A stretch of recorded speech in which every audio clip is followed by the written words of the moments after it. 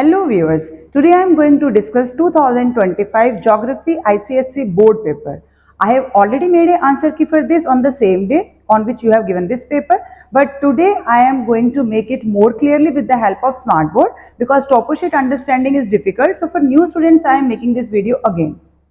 So in part 1, as you know, it is of 30 marks. Question 1 is from topo sheet.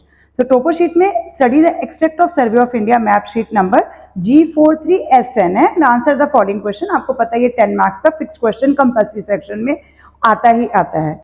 So our first question is give the 6-figure grid reference for spot height dot 437 in the southeastern part of the map. South and east.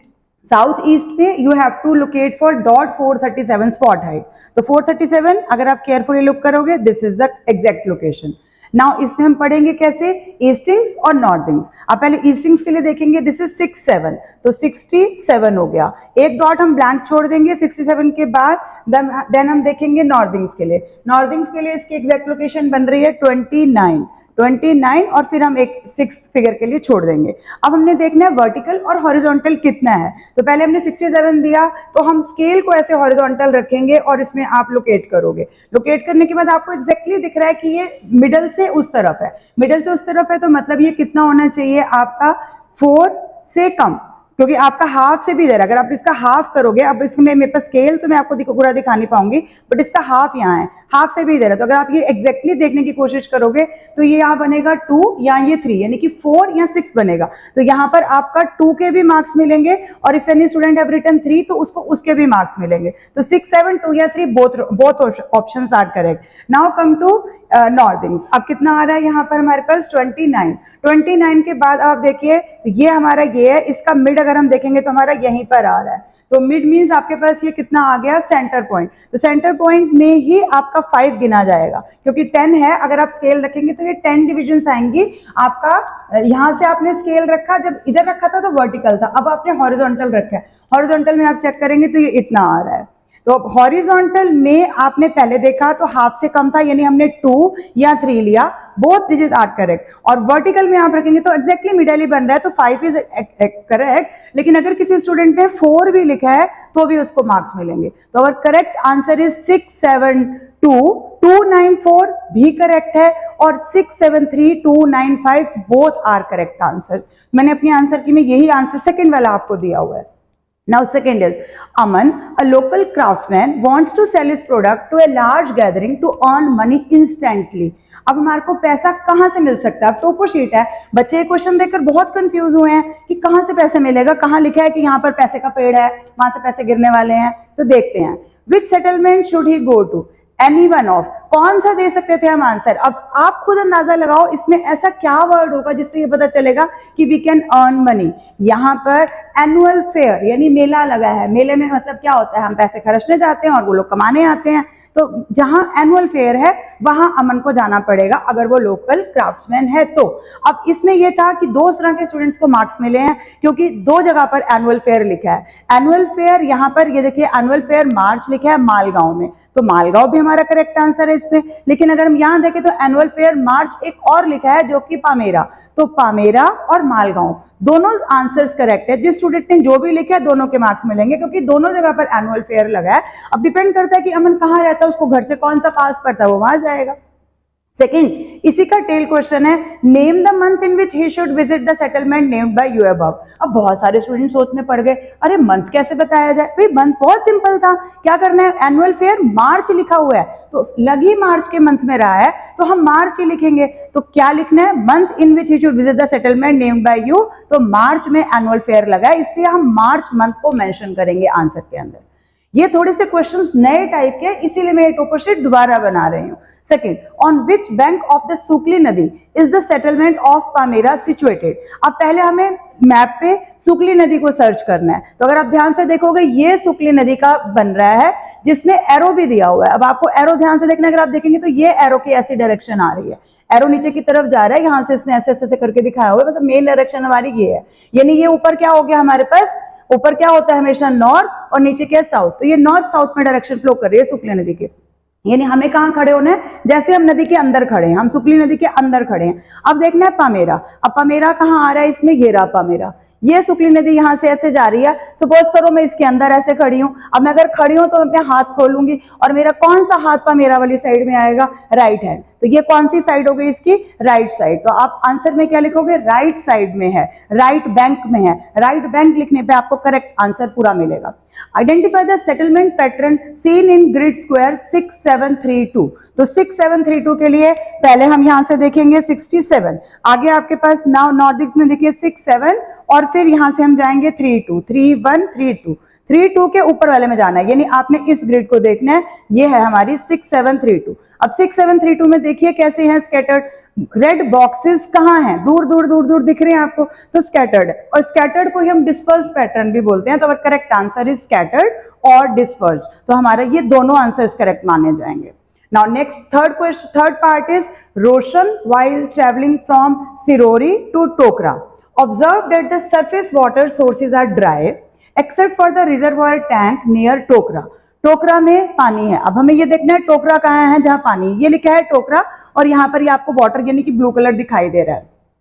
What according to you may be the reason for the presence of water in the reservoir in 6832 में पानी कहां से आ रहा है, near Tokla settlement. पानी है, ये दिख गया यहाँ पानी है, लेकिन पानी कहां से आ रहा है। तो इसमें बहुत सारे आंसर्स करेक्ट माने जाएंगे। There is presence of N, आपको अगर देखोगे ध्यान से ऐसा एम्बैंकमेंट का सिंबल बना हुआ है, तो एम्बैंकमेंट है यहाँ पर, स्लुइस इसके अंदर ही लिखा हुआ है और आप ध्यान से देखोगे यहाँ पर ये स्लुइस वर्ड भी आया हुआ है, तो स्लुइस भी है, डैम भी है, फॉर स्टोरिंग वाटर सिंबल ही बना हुआ है, for storing water for irrigation. अब आप वो कुछ भी लिख सकते हो कि वाटर हम स्टोर कर रहे हैं इरिगेशन के लिए, एग्रीकल्चर के लिए, ग्रोइंग क्रॉप्स के लिए, तो सारी चीजों के आंसर मिलेंगे। बस हमें मेन क्या लिखना था, सबसे करेक्ट अप्रोप्रिएट आंसर है प्रेजेंस ऑफ एम्बैंकमेंट, स्लुइस या फिर डैम, ये करेक्ट आंसर्स हैं। State whether this reservoir is artificial or natural source of water। तो अब इसके लिए आपको देखना है क्या ये मैन मेड है या हमें नेचुरल दिखाया हुआ है, क्योंकि हमने इसके ऊपर एम्बैंकमेंट बनाई है। तो एम्बैंकमेंट क्या होती है, मैन मेड होती है, इसीलिए हम इसको आर्टिफिशियल रिजर्वायर कहेंगे। आप देखेंगे इधर भी एम्बैंकमेंट है, इस तरफ भी एम्बैंकमेंट है, तो एम्बैंकमेंट्स दिखाई दे रही है। मोreover डैम क्या होता है, डैम मैन मेड ही होता है, तो इसलिए ये आर्टिफिशियल रिजर्वायर है। What is the direct distance between Gulabganj and Pithapura. अब डायरेक्ट डिस्टेंस के लिए again you have to use your scale.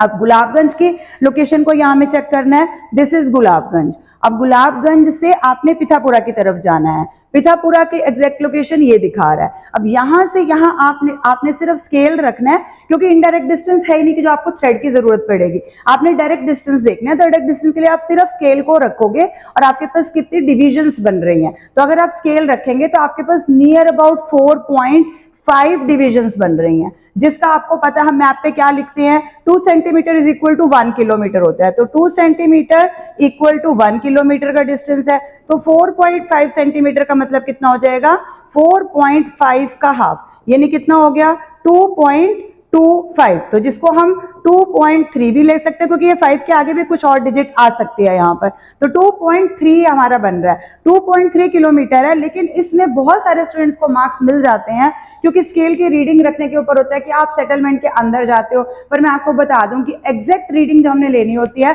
तो हम सेटलमेंट को एक रेक्टेंगल ऐसे स्क्वायर से बना लेते हैं, उसके अंदर लेके जाते हैं और डॉटेड डायगोनल्स बनाते हैं। जो डॉट आएगा वहां से डिस्टेंस हमने कैलकुलेट करना स्टार्ट करना है, तो आपको कभी भी गलत नहीं आएगा। बट फिर भी इसमें हम टॉलरेंस लेके चलते हैं। इसमें प्लस माइनस 1.5 से लेकर हमारा 3.5 किलोमीटर तक वाले आंसर्स को मार्क्स मिल जाते हैं। लेकिन आप अपने आंसर को करेक्ट रखो, करेक्ट आंसर इज 2.3 किलोमीटर। तो यही आपका करेक्ट आंसर है। हमने हमेशा परफेक्शन के लिए काम करना है। Mention the compass direction of Pithapura from Gulabganj. अब पिथापुरा कहाँ है, ये रहा, गुलाबगंज कहाँ है, ये है। अब फ्रॉम का मतलब क्या होता है, गुलाबगंज पे हम फिंगर रखेंगे और हम पिथापुरा की तरफ जाएंगे। तो गुलाबगंज से हम कहाँ जा रहे हैं पिथापुरा जाने के लिए, ध्यान से देखिए। पहले हम ऊपर गए हैं यानी नॉर्थ है, और फिर हम इस तरफ गए हैं यानी ईस्ट है। तो ये कौन सी डायरेक्शन बन जाएगी, नॉर्थ और ईस्ट। तो ये डायरेक्शन बनी नॉर्थ ईस्ट। अगर पिथापुरा से गुलाबगंज जाते तो पहले हम क्या आ रहे हैं, साउथ, और फिर हम जा रहे हैं वेस्ट, तो बिल्कुल डायरेक्शन गलत हो जाती। तो इसलिए हमेशा ध्यान रखना है जो फ्रॉम के बाद वाला नंबर है उस पर फिंगर रखिए और पहले वाले की तरफ जाइए। Name 2 man-made feature seen in grid square 6534। Multiple answers हैं इस क्वेश्चन के लिए। ऐसे क्वेश्चन में हमेशा स्टूडेंट्स को मार्क्स मिल ही जाते हैं, क्योंकि इनमें से कोई ना कोई दो तो आपको पता ही होते हैं।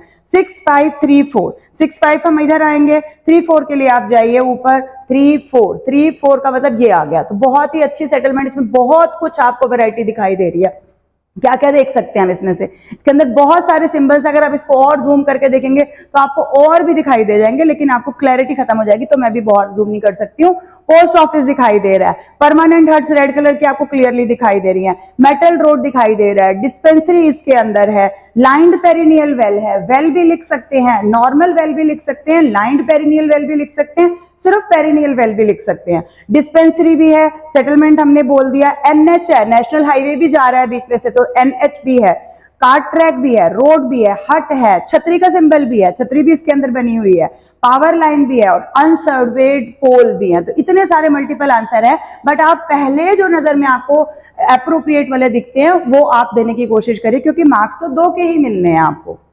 नेक्स्ट है बहुत ही सिंपल क्वेश्चन, हमेशा एक ना कैसी डेफिनेशन डाल दी जाती है जो इंपॉर्टेंट होती है, डिफाइन कंटूर इंटरवल।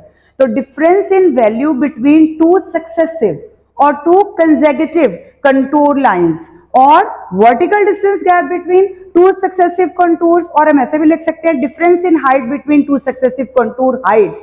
तो इन सबके मार्क्स मिलेंगे, बट कंटूर लाइन का मतलब है आपको पता है जो कंसेक्यूटिव मतलब बिल्कुल लगातार, कंसेक्यूटिव का मतलब होता है जैसे हम 3 से 4 पर गए मतलब बिल्कुल, आपको पता है 20-20 का गैप होता है, या जो हमारा गिवन टोपोशीट में 20 का होता है सक्सेसिव कंटूर लाइंस के बीच में, तो वो एक कंटूर इंटरवल आपसे पूछा गया। हमेशा जो आपको इसमें क्वेश्चंस दिए जाते हैं उसमें एक ना एक डेफिनेशन आपको जरूर दी जाती है। तो आई होप आपको अब टोपोशीट अच्छे से समझ में आ गई होगी, मैंने अपनी तरफ से कोशिश किया। स्टिल अगर आपके और डाउट्स है you can write in the comment section, in my next video I will try to clear. पहले मेरे लिए टोपोशीट पे वीडियो बनाना मुश्किल था, बट अब क्योंकि मेरे पे स्मार्ट बोर्ड है तो मैं आपके ये वाले डाउट्स भी क्लियरली सॉल्व कर सकती हूँ। जब मेरे पहले वाले स्टूडेंट्स जो मेरे से नॉर्मल क्लासेस में पढ़े हैं उनके 98 आए हैं, 99 आए हैं ज्योग्राफी में, तो मैं आपको भी दिला सकती हूँ। देखते हैं क्रैश कोर्स में कितने स्टूडेंट्स ज्वाइन करते हैं। Thank you for watching till the end, keep watching, sharing and subscribe to my channel, और प्लीज दूसरों के साथ शेयर करना नहीं भूलेंगे। Thank you.